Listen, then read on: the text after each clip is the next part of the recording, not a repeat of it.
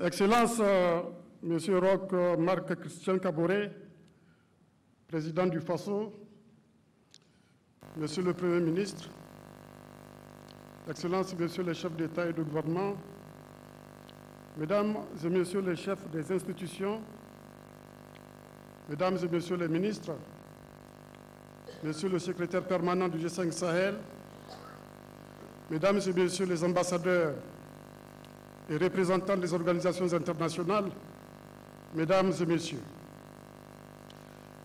depuis le sommet ordinaire de notre organisation tenu à Niamey, le 6 février 2018, le terrorisme a fait de nombreuses victimes, civiles et militaires, dans l'espace du G5 Sahel. Ces victimes viennent s'ajouter à celles enregistrées les années précédentes. En leur mémoire, je vous demande d'observer une minute de silence.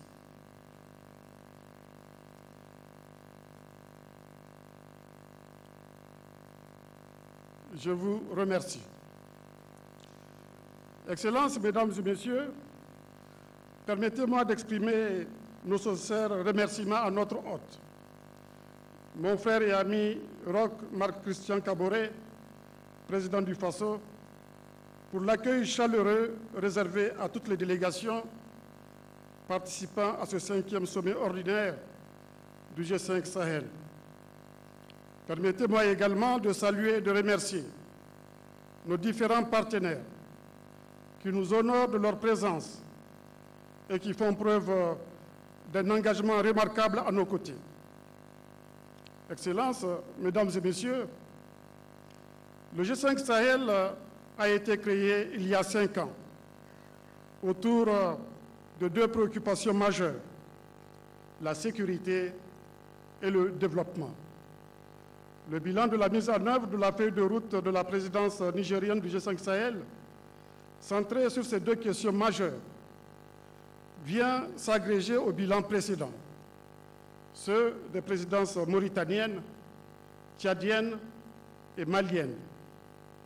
S'agissant de la sécurité, on se rappelle qu'à partir de 2011, la crise libyenne, dans le déclenchement de laquelle les pays du Sahel n'ont aucune responsabilité, a amplifié les menaces des organisations terroristes et criminelles dans notre espace commun. Le terrorisme et le crime organisé n'ont pas de frontières. Ils ont non seulement effacé les frontières géographiques entre pays, mais aussi la frontière traditionnelle qui existait entre sécurité intérieure et sécurité extérieure. Conscient de cela, et au regard de la faiblesse de nos capacités, nous avons décidé de mutualiser nos moyens en mettant en place la force conjointe du G5 Sahel.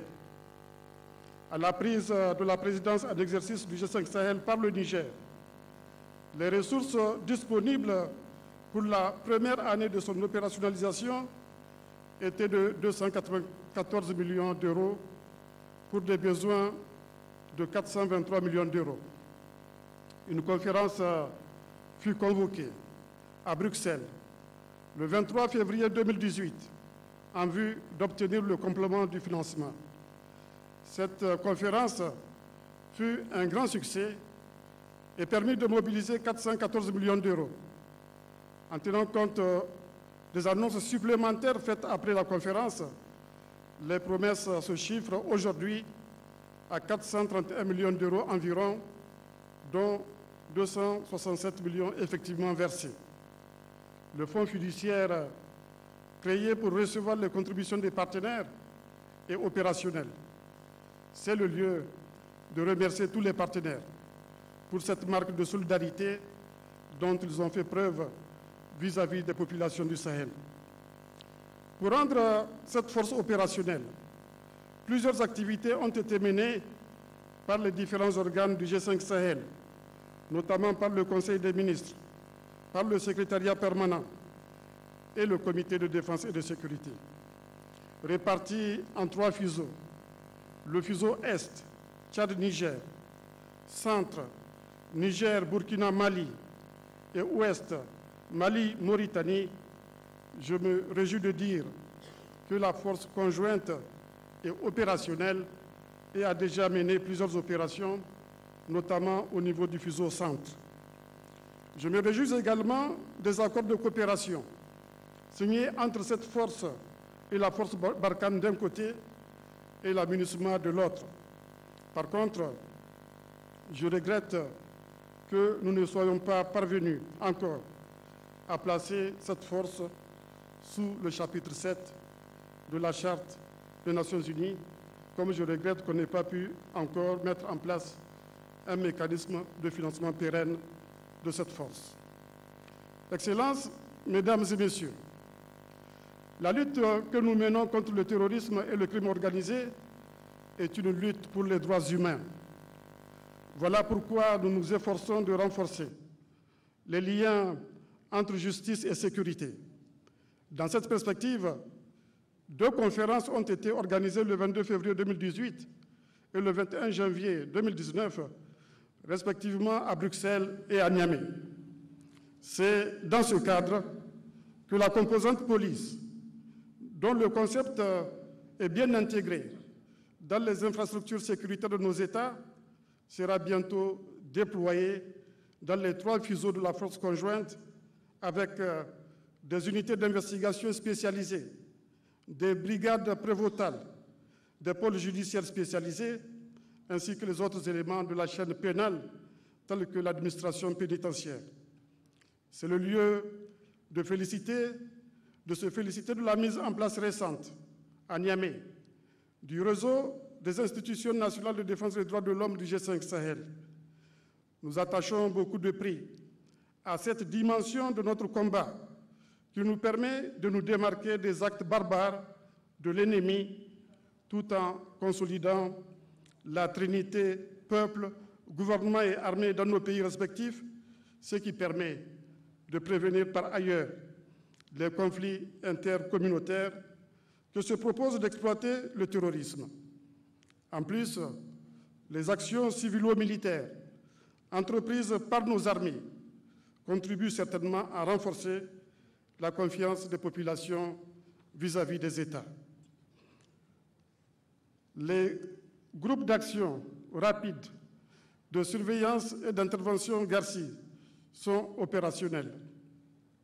S'agissant des forces de sécurité et de défense du G5 Sahel, l'Académie régionale de police de N'Djamena est en cours d'opérationnalisation pendant que celle du Collège de défense du G5 Sahel de Nouakchott est effective. Les activités du Collège sahélien de sécurité, quant à elles, ont démarré au mois de mai 2018 à Bamako. Le centre de fusion des renseignements installé à Niamey est lui aussi opérationnel. La plateforme régionale de coopération en matière de sécurité et ses démembrements nationaux ont pu commencer leur échange. Excellences, Mesdames et Messieurs, notre combat pour la paix et la sécurité dans notre espace est inséparable de notre lutte pour le développement. Le terrorisme et le crime organisé sont des symptômes. Nous sommes déterminés à nous attaquer à la maladie dont ils sont le reflet, la pauvreté et les inégalités. À terme, ce non pas les armes, mais l'éradication de celles-ci qui nous permettra de vaincre définitivement le terrorisme. Avec l'explosion démographique qui connaît le pays, notre jeunesse, si nous n'arrivons pas à la nourrir, à l'éduquer, à la former, à la soigner et à lui trouver des emplois, aura tendance à céder de plus en plus aux sirènes du terrorisme. Voilà pourquoi, en plus de ce que nous faisons isolement au niveau national, nous avons conçu le plan d'investissement prioritaire du G5 Sahel, validé en juin 2017 à Bamako, plan qui a pour objectif la réalisation d'infrastructures routières, ferroviaires et énergétiques, le renforcement de la gouvernance, de la défense et de la sécurité, la résilience et le développement humain dans les zones frontalières fragiles exposées aux menaces terroristes. Ce plan est constitué de 105 projets, dont le coût global est estimé à environ 6 milliards d'euros. La première phase de ce plan, couvrant la période 2019-2021, d'un montant de 2 milliards d'euros, a fait l'objet de la conférence de coordination des partenaires et bailleurs de fonds le 6 décembre 2018 à Nouakchott. Cette conférence a permis d'enregistrer 2,4 milliards d'euros d'annonces. Le cadre de suivi de la mise en œuvre de cette première phase a été adopté au Conseil des ministres du G5 Sahel le 3 février 2019, ici même à Ouagadougou. Par ailleurs, des requêtes ont été déjà transmises à des partenaires pour des projets d'infrastructure routière et les termes de référence de l'étude de faisabilité du projet de chemin de fer reliant les capitales du G5 Sahel sont disponibles, tandis que la réflexion sur la création d'une compagnie aérienne commune se poursuit. S'agissant de la jeunesse et des femmes, couches les plus vulnérables dans le conflit qui nous oppose au terrorisme et au crime organisé, la stratégie intégrée de la jeunesse et son plan d'action sont en cours d'élaboration, pendant que la plateforme des femmes a été lancée le 12 octobre 2018. Excellences, Mesdames et Messieurs, le combat que nous menons contre le terrorisme et le crime organisé est multiforme. Il est non seulement sécuritaire et économique, mais aussi idéologique. C'est pourquoi nous avons décidé de mettre l'accent sur la prévention.